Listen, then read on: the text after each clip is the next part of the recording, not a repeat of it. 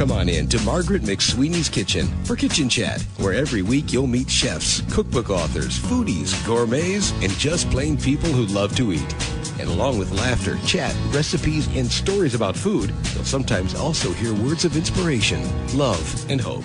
As Margaret always says, Kitchen Chat is food for the senses and food for the soul. So grab a cup of coffee, put your feet up on a comfy chair, and get ready to spend a little time with Margaret and her friends. Hello, everyone, and welcome to Kitchen Chat. This is your host, Margaret McSweeney, and I am just delighted that you are joining me in my kitchen today.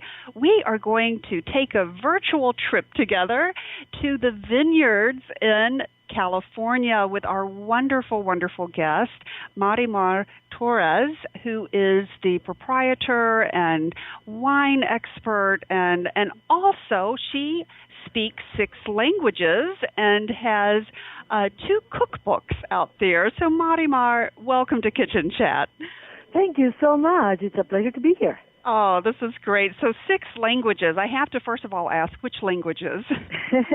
Everybody asks that. I know it's a point of interest. So, well, there's French and Italian and German and Castilian Spanish and Catalan Spanish. See, Spain has 4 languages, so Catalan is a very distinct, different language from what we call Castilian, which is really the official Spanish language. Okay, that's more than you wanted to know. Oh, no, that's so interesting. And it's a great segue into your cookbooks. Listeners, she has 2 cookbooks published. And before we talk about her wonderful wine, and I'm just so eager to learn about wine, and Marimar is doing some fascinating things in her vineyard. But let's just quickly chat about paella. I don't know if I'm saying that right. Paella? How do you say that correctly? Paella. Yes, and I was so delighted to see, Marimar, that Prince Felipe visited your vineyard and visited your kitchen and totally enjoyed your paella. Absolutely. It's really an easy dish to make. It's time consuming, but you can do a lot of prepping ahead of time. And of course, in my first book, I think I have 5 or 6 recipes, and in the second one, I have 8 or 10. So it really is a dish, easy to play with and use whatever you have. And what exactly is paella? Well, it's a rice dish, but unlike risotto, you don't stir it; you let it sit. So you essentially, the key thing is to pre-cook everything so that. Or not, so that you don't either undercook or overcook the ingredients additional to the rice. Okay, and I would love to post one of your paella recipes on the kitchenchat.info website, so we'll make sure, listeners, we give a link to that. And meanwhile, if you just can't wait to get her recipes, the cookbook is The Spanish Table, The Cuisines and Wines of Spain, along with The Catalan Kitchen. And just a quick question, because you had mentioned, Catalan and Castilian. Castilian, thank you. What differentiates? What is different about the Catalan kitchen than? Well, because Spain, even though it's a country the size of Texas, is very varied, and you have probably as many cultures, if not more, than you have in the entire United States. So, those countries those regions were countries in themselves until not that many, hundreds of years ago. So they had their own culture. Galicia and Basque Country, as everybody knows, and Catalonia and central Spain.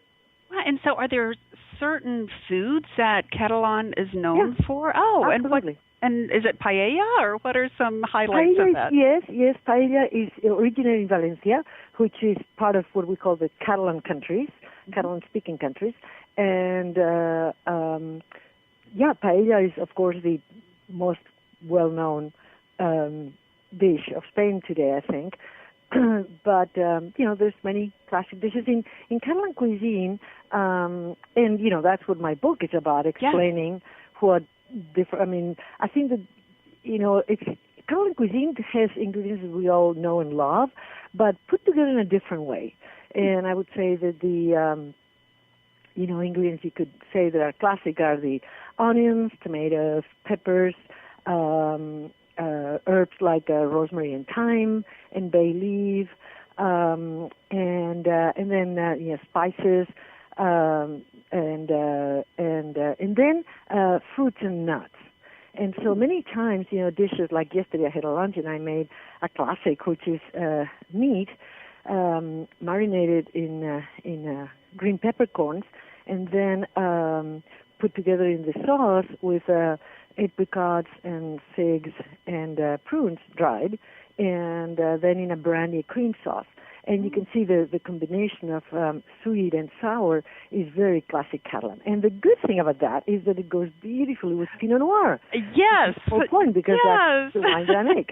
And I can't wait to talk about exactly the perfect pairing. And let's just jump into the wine and into your vineyards. And listeners, I'm going to provide a link to her fabulous website, marimarestate.com, where you can see the visuals of this beautiful vineyard. And Marimar, you're doing something really special through organic farming. And these words I've never heard of, but can't wait to chat with you about biodiversity, biodynamics, but yes, and it all plays into the ultimate product of a beautiful flavor and just the ambience of the wine itself. Could you talk a little bit about the organic farming that you're doing there at Marimar? Absolutely. Well, organics is you have to think of it as thinking of a vineyard. Instead of a bunch of vines, think of it as a self-sustaining organism, where instead of importing things like fertilizers and fungicides and pesticides, you establish harmony and ecological balance within the vineyard. In other words, you produce your own fertilizer from the composting of the what's left from the harvest, and the manure from our horses and so on. And then you establish a cover crop which acts as a natural habitat for insects that are good and that help establish the balance, because they eat the bad guys, right? Yeah. And so instead of using pesticides, you use these good insects against the bad insects. Yes, and what was interesting, and you have a beautiful link on your website. So listeners, if you're really interested too in the organic farming side and this cover crop, there's some beautiful pictures. And was it sweet peas that you had planted as a cover? Yeah. Yes. Depending on the parcel, on the part of the vineyard, we will use different cover crops, because some add more nitrogen, which means more vigor, to the soil, and in other areas where it's less vigorous, or rather more vigorous, you will have a less vigorous crop. So anything from veg, sweet peas, barley, fava beans, it depends on what you want to achieve.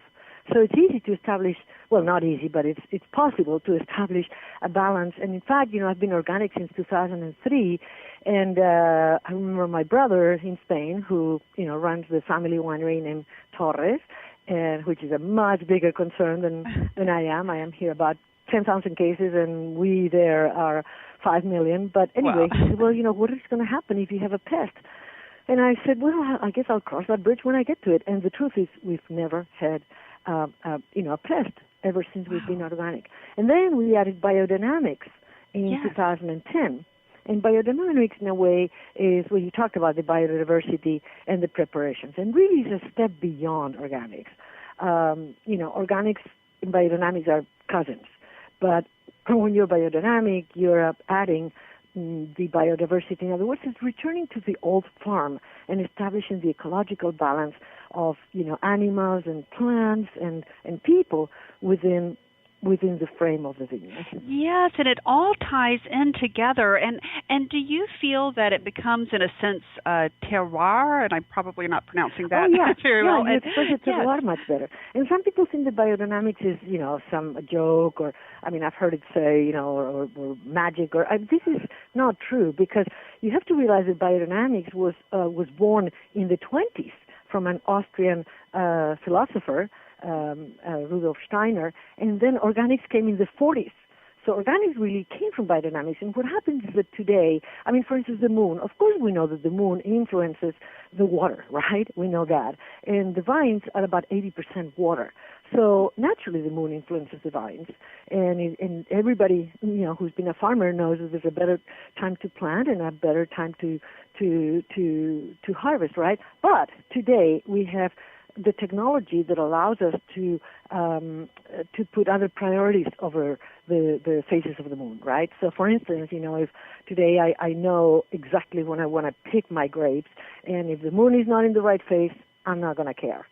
Right. But it's not. It all makes sense if you stop to think about it. But as I say, organics, is really the basis of good farming, in my opinion. And the interesting thing, I am in the Russian River Valley, which is, and actually in the Green Valley region, which is the coolest and foggiest region of the Russian River Valley, which is very close to the ocean. That's why it's so cool, and that's why it's ideal for Chardonnay and Pinot Noir, which are the varieties that I grow here. And because it's so cool, it's not that easy to be organic. But I firmly believe in that, and the proof is that less than 3% of vineyards in the Russian River Valley are certified organic. And that's because, it's more difficult, it's more expensive. Right. But to me, I think of the long-term life of the vineyard and of the quality of the wines and the expression of the terroir, and to me, it's worth it. Yes, and speaking of long-term, just to give the listener some perspective, your family has been in the wine business for how long? Quite a few generations? Yes, indeed. Well, we started really growing grapes and making wine in the 17th century, the Torres family. But the company was founded by an ancestor of mine in 1870. So it's been passed on from father to son. I'm the fourth generation. But guess what? In California, it's going to be the first passing on from mother to daughter. Yes. It was always men in Spain, and it still is. My nephew today is the general manager, and he's doing a great job. But, again, it's father to son. Right. But you come to California to make it mother to daughter. And I love that. And on the website, listeners, she has pictures with her daughter, and it's just so beautiful through the years, you can see. And what a great mother-daughter team, and yes. building an excellent business and of wine. And it's so interesting, too. Let's talk a little bit first about the wine. And then, listeners, I want to share with you some exciting offerings that Marimar has with a club, Marimar, that you might be interested in as well. But first, let's talk about wine. And I'm not a real wine connoisseur. I'm new to the journey of this. But actually, someone wrote in with a question, Marimar. Janet says, I find words to describe wine wonderfully quirky: tobacco, licorice, lavender. I'd love to hear her explanation about how descriptors are used and how you would describe your wine. Yes. Absolutely. See, what happens is that the aromas and the flavors, of course, the tongue really can only recognize 4 flavors. And everything else that you think is your tongue, it's really your nose. So the nose really is a very complex sensor, right? But these senses, what you smell are esters, and the esters that you find in the aromas of the wine are the same that you find in the fruits, which is why we can describe a wine as having scent of strawberries or black cherries, right? It's a really different aroma. Or, tobacco, which usually will come from the oak, right? And spice, which also can come from the oak. And, the truth is that many times, and I see that because I have so much connection with Europe, we will refer to the same wine with different terms. And that's because what you smell and call tobacco, I may call forest floor.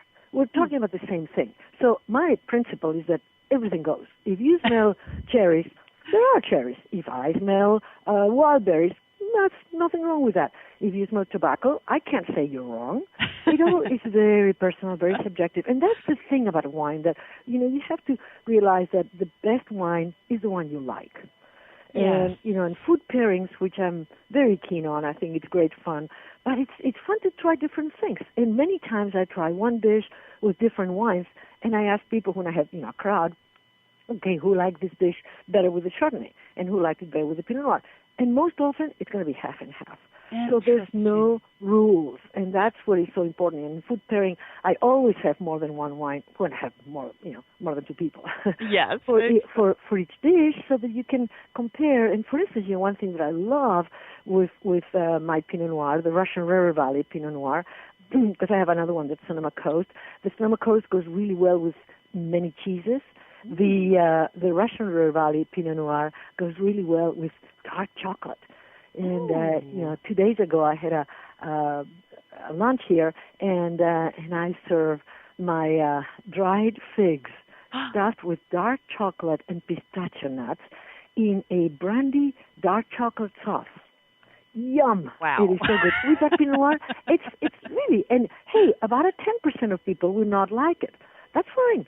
Then they can have, whatever. You see what I mean? It's just very subjective. It is, and very individualized, for sure. Yeah. But so how would you personally describe your Russian River Valley Pinot Noir?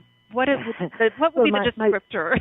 My favorite descriptor is yummy. Yummy. To me, Pinot Noir is the most sensual variety there can be. It's also the most demanding, the most difficult to really make with an expression of the vineyard that it came from. But it also is the most fascinating variety. You really have to put love and passion into it, and it will show. It rewards you. It's a grape that really asks a lot from you, but then it rewards you with some wines that have together things that seem opposite, like silky and intense and complex, but soft. And you know what I mean? It's really it's a wine with layers. First you smell it, you have a layer of aromas. Then it coats your mouth, and it has many different flavors and in layers. And then it ends with that long but really soft aftertaste. See, the tannins, which are what give the wine the coarseness, if you like, yes, are much rougher in other varieties like Zinfandel or Cabernet. But in Pinot Noir, they're soft tannins. They're firm but soft. And so the wine will age for a long, long time. I mean, I've been making Pinot Noir since 1992, and, the 1992s are beautiful still. Wow. But it will be beautiful from day one. It's the most fascinating and exciting variety to me. Yes. As you can see, it's my favorite variety. Yes, right? I can see you have a favorite, and it reminds me so much of that movie that came out years ago. I was just thinking of asking you, have you seen Sideways? Because the description that Miles makes of Pinot Noir is so beautiful. I carry it around in my trips, and I read it to people, and they love it. Oh, that is great. So it truly is a child that you coddle and that you cultivate, and that brings great rewards. Mm-hmm. I always make that a connection, like with wines and a vineyard and organics, like a child. I always say that organics, you have to think of the vines as a child. In other words, you want to look at give. I mean, like you would nurture a child. Yeah. And it's really the same thing. Oh, that's great. And then you also have Chardonnay as an offering. Tell us how the Chardonnay differs from the Pinot Noir. I know the color, of course, but how did? And first of all, I just have a basic question, and please forgive my not understanding a whole lot about wine. Why is one wine red and one wine white? Why are the colors different? It's the skin, really. It's the color of the skin. I mean, the color comes from the pigments, the phenols are called, and they're called anthocyanins, and they're really the coloring pigment. Okay. So again, I mean, I don't know, want to get too technical, but it's interesting to know that the phenols mostly are tannins, which give you that I call it coarseness, but there's a better way I can think of. The roughness of the wine in your mouth, but that will help the wine age. And the tannins from the skins are different from the tannins that you get from the oak. And the tannins from the skin are also very soft, but the color comes from fermenting the wine with the skins. If you ferment a red grape without the skins, you get what the French call a blanc de noir. In other words, white from red. Okay. And it can have a slight hue of pink, but it really will not be red if you don't leave the skins there.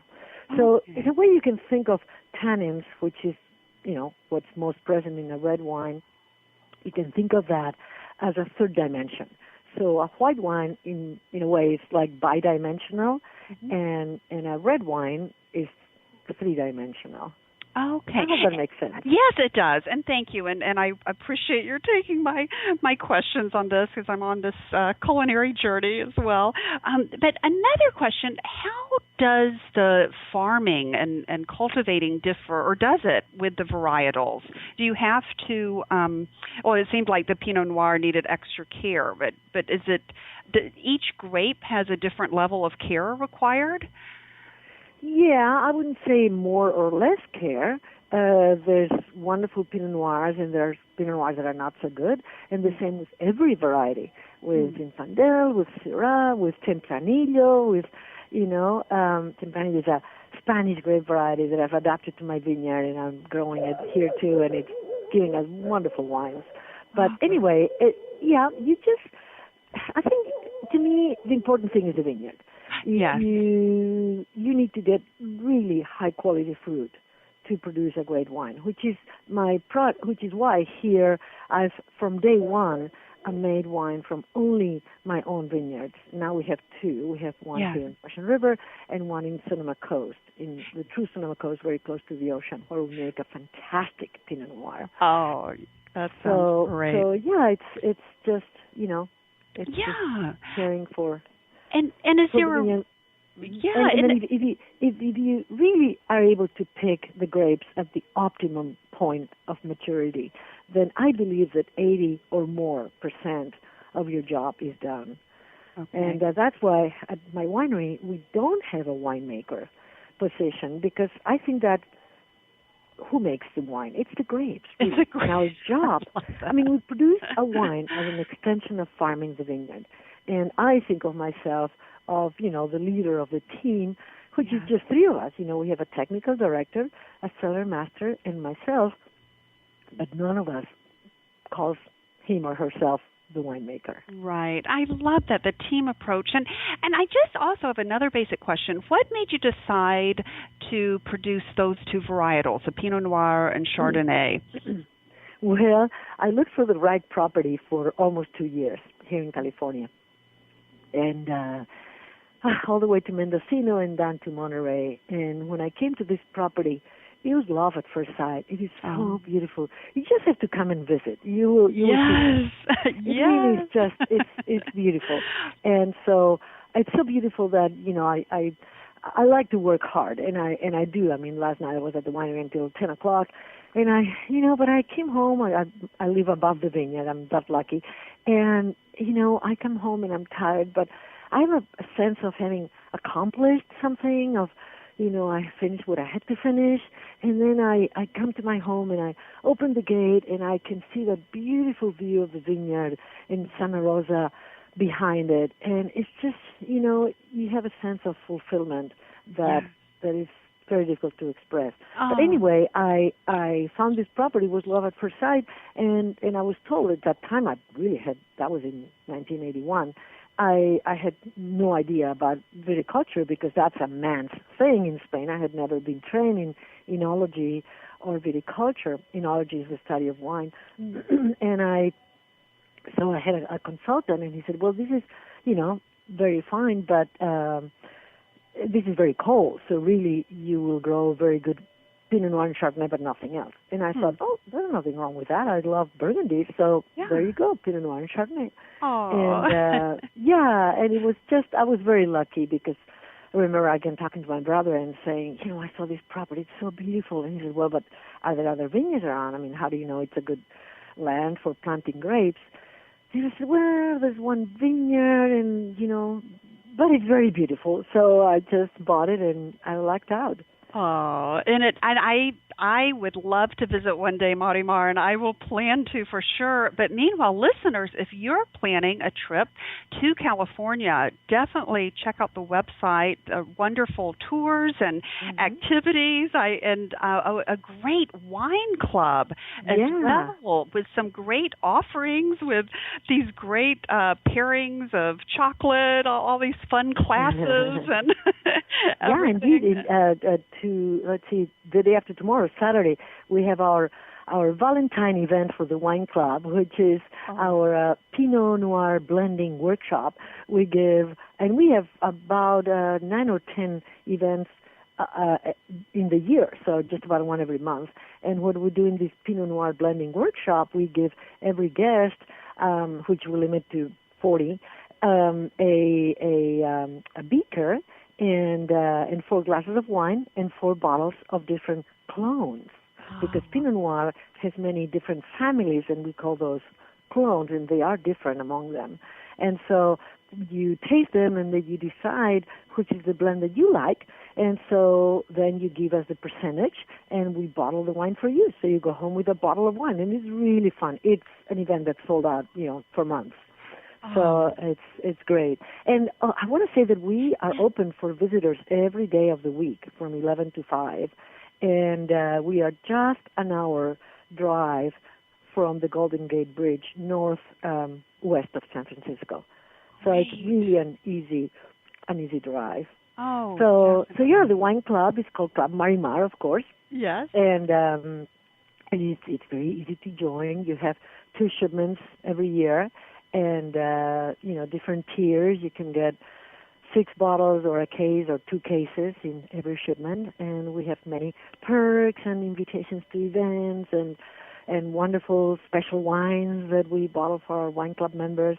And it's really just a fun group of people that become friends. And, everybody has really, really a good time. And, of course, I cook from my cookbooks for each of the events, and I have a ball. So I love doing that. Oh, that sounds wonderful. And the tapas with the wine as well. I saw that offering. Oh, listeners, I'm definitely going to put a link to this. And also, I cannot end our kitchen chat without mentioning those precious dogs that are at your vineyard and the Tale of 2 Dogs. There's a link to that. Tale of 2 Vineyard Dogs. They have a blog. And in fact, they're right here with me. Looking at me like, how come you're not paying attention to us? You've been on the phone too long. And what are their names? So Chico is the boy, and Bonita is the girl. And precious. Chico is very sweet. Chico, come here. He loves to give you kisses and such. And Bonita is the rambunctious one. She loves to play, and she's 6, but she thinks that she's 2. Oh, and it's so cute how they're darling pictures of the vineyard dogs going into the vineyard and talking about the process. They really own the winery. We just work for them. They know that. Yeah, and we have these big sculptures at the entrance of the winery, of these 2 dogs, plus my former dog. So we have 3 humongous sculptures that are very funny by a local artist who makes them with recycled materials. So they're an icon. They're a winery icon. Oh, well, another reason to visit Marimar Estate and have a tour and a sampling of wine and a taste of tapas or paella and to see the precious dogs as well, the vineyard dogs, Bonito and Chico. Well, thank you so much, Marimar, for sharing with the listeners and helping me learn to appreciate wine in a different way. So thank you so much. And listeners, I'll make sure I have all the links and you can connect with Marimar along with the cookbooks as well and get those special recipes for paella. And please, during your busy day, listeners, always take a moment and savor the day. Thank you for joining us today. If you're interested in Margaret's books, A Mother's Heart Knows, Pearl Girls, Encountering Grit, Experiencing Grace, and Go Back and Be Happy, please just click on the covers on the webtalkradio.net page in front of you. Margaret would love to connect with you and hear from you. So join her on Twitter, Facebook, her blog, or click on this website to leave a note and share a recipe. Thank you again, and we'll see you here again for a new show next week.